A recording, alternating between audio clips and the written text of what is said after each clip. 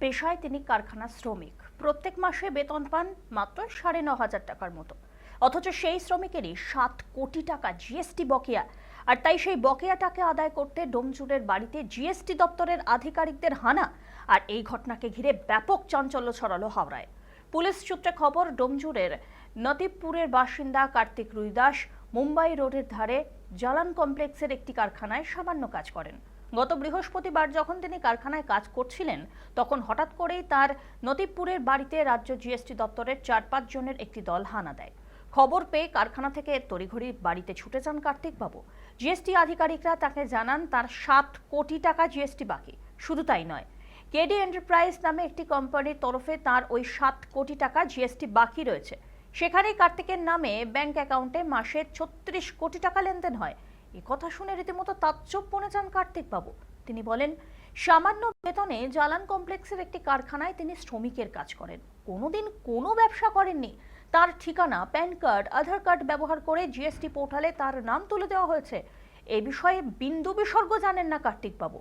আর এই ঘটনায় কার্তিক হাওড়া সিটি পুলিশের সাইবার ক্রাইম বিভাগে অভিযোগও দায়ের করেছেন। পুলিশের পক্ষ থেকে গোটা ঘটনার তদন্ত শুরু করা হয়েছে। এদিকে এই ঘটনার নেপথ্যে বড়সড় অপরাধ চক্রের হাত রয়েছে বলেই মনে করা হচ্ছে। রহস্য উদ্ঘাটনে ব্যাংক কর্তৃপক্ষের সঙ্গেও যোগাযোগ করছে পুলিশ।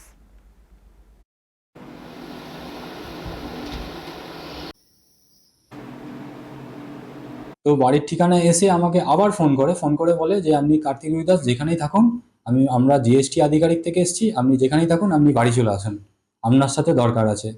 তো বাড়িতে এসে লক করে আমার মিসেস আমাকে সঙ্গে সঙ্গে ফোন করে বলে যে কয়েকজন লোক এসছে, তারা পরিচয় দিচ্ছে জিএসটি আধিকারিক থেকে এসছি, তোমার নামে ৭ কোটি টাকা জিএসটি বাকি, তোমার নামে নাকি একটা কোম্পানি আছে যেটার মালিকানা তুমি যেখানেই থাকো চলে আসো। আমি সঙ্গে সঙ্গে কাজ ছেড়ে আমি বাড়ি চলে আসি। আসার পর ওনারা আমার ফোন দেখতে চায় এবং ফোনটা ওনারা নিয়ে নেয়। তো নিয়ে নেওয়ার পর ওনারা আমাকে কোশ্চেন করে যে তোমার সমস্ত ডকুমেন্টস দিয়ে একটা কেডি এন্টারপ্রাইজ কোম্পানি করা আছে যেটার মালিকানা আপনি, এবং আপনার নামে জিএসটি নম্বর রয়েছে, কারেন্ট অ্যাকাউন্টও রয়েছে। তো আপনার নামে ৭ কোটি টাকা জিএসটি বাকি আছে, তো আপনি কি বলুন, কিছু বলুন। আমি বললাম, স্যার আমি কি বলবো, আমি তো কিছু বলার মতন কোনো ভাষাই নেই, আমার তো পায়ের নিচে মাটি সরে যাচ্ছে, আমি নিজেই জানি না। আমার বলছে আপনার সমস্ত ডকুমেন্টস দিয়ে খোলা আছে, আপনি বলতে পারছেন না। আমি স্যার আমি নিজেই জানি না। এবং ওনারা আমাকে নানা রকমের কোশ্চেন করে।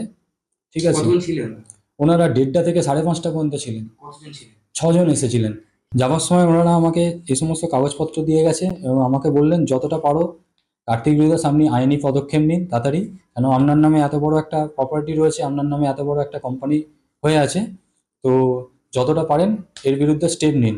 এবং ওনারা আমার থেকে লিখিত নিয়ে যান যে এই জিএসটি নম্বর, এই কোম্পানির বিরুদ্ধে আমরা যদি আইনি কোনো পদক্ষেপ নিই আপনি কোনো হস্তক্ষেপ করবেন না।